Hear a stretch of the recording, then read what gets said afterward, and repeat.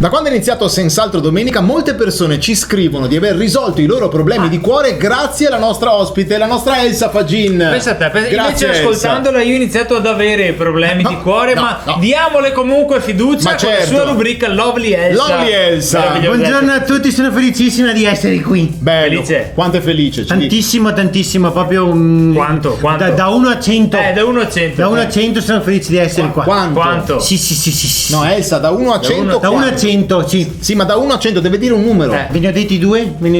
Da 1 a 100. Molto bene, andiamo avanti. Lei è specialista in amore. Come ha iniziato? Guarda, una delusione dopo l'altra mi ha forgiata. Come la spada che è forgiata nell'acciaio, e la mia conoscenza in amore è forgiata come la spada nell'acciaio, che è forgiata dal fabbro che la martella. La spada è forgiata nell'acciaio. Però senta, Elsa, io non ho capito. Insomma, parlerei della spada se dovessi dire. No, non importa. E riesce a fare casini su qualsiasi domanda. Allora, vedo che ci sono 4 mail questa settimana. Solo che lei ha fatto un po' di casino, mi scusi, perché sono contrassegnate da lettere A, B, C, D, E. Vabbè, comunque posso leggerne una a caso?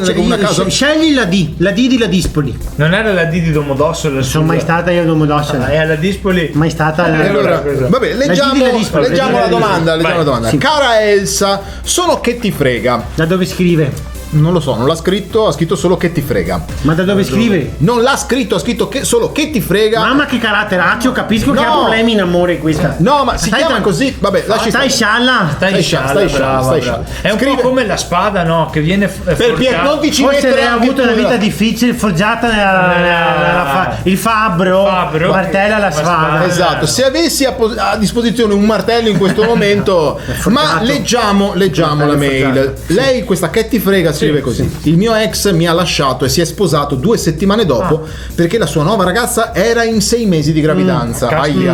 Ho il sospetto che possa avermi tradito, ma lui lega tutto. No, cosa posso fare? Vabbè, posso dire. Dai, se lui ti ha detto che non ti ha tradita, dai il beneficio del dubbio. Scusa, ma solo perché il tuo ex non ma è la sua futura moglie è in 6 mesi, voglio dire, lo lascia 2 settimane. Cioè, dai. Non lo so, secondo me è impossibile. No, ma se tanto mi dà tanto.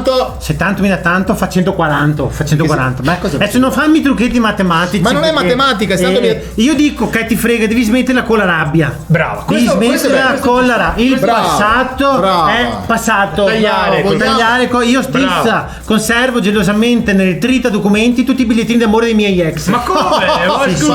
Lascialo andare e guarda avanti. Questa è una bella cosa, lascialo andare e guarda avanti, perché vogliamo dirlo, l'uomo giusto è qua fuori e la sta aspettando. Allora vado fuori anch'io, magari riesco a fregarglielo. No, dove vai? No, ma Elsa, no! Everybody move it.